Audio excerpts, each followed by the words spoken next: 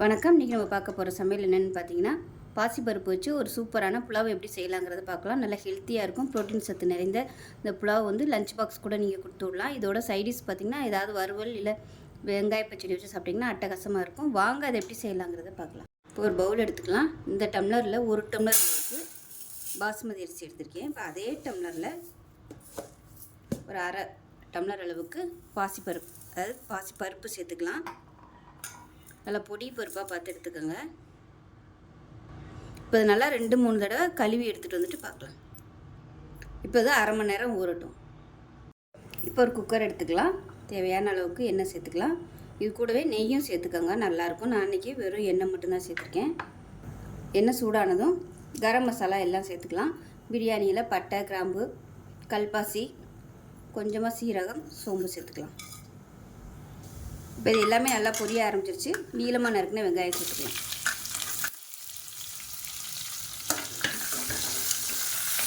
வெங்காயம் லேசாக வதங்கினதும் 1 டேபிள் ஸ்பூன் இஞ்சி பூண்டு பேஸ்ட்டு சேர்த்து வதக்கிக்கலாம்.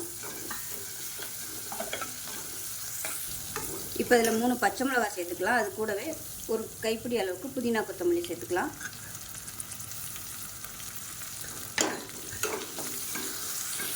இப்போ மீடியம் சைஸாக ஒரு தக்காளி சேர்த்துக்கலாம். இப்போ இதில் காய்கறி சேர்த்துக்கலாம். கேரட், பீன்ஸ், பட்டாணி, உருளைக்கிழங்கு எல்லாமே ஒரு கைப்பிடி அளவுக்கு சேர்த்துக்கலாம்.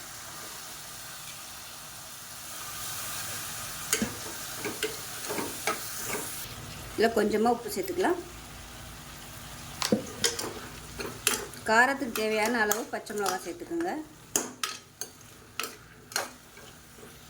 இப்போ காய்கறி எல்லாமே நல்லா வதங்கிடுச்சு. ஒரு கப்புக்கு 2.25 கப் அளவுக்கு தண்ணி சேர்த்துக்கலாம். நல்லா சூடு பண்ணிவிட்டு தண்ணியை சேர்த்துக்கோங்க.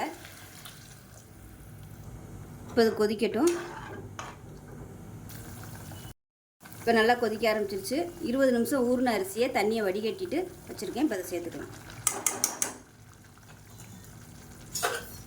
இப்போ நல்லா கலந்து விட்டுலாம்.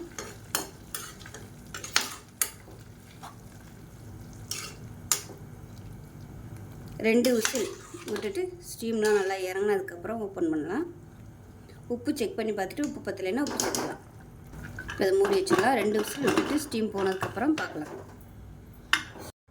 இப்போ 2 விசில் விட்டு ஸ்டீம் இறங்கிடுச்சு. எப்படி இருக்குன்னு பார்க்கலாம். பாருங்கள், கமகமன் சூப்பராக ரெடி ஆயிடுச்சு.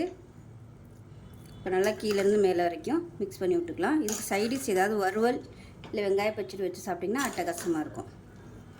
செஞ்சு பாருங்கள். செஞ்சு பார்த்துட்டு எப்படி இருந்துச்சுங்கிறத சொல்லுங்கள். வீடியோ பிடிச்சிச்சின்னா லைக் பண்ணுங்கள், கமெண்ட் பண்ணுங்கள், சேனலை சப்ஸ்கிரைப் பண்ணுங்கள், பக்கத்தில் பெல் பட்டனையும் ப்ரெஸ் பண்ணுங்கள். நன்றி.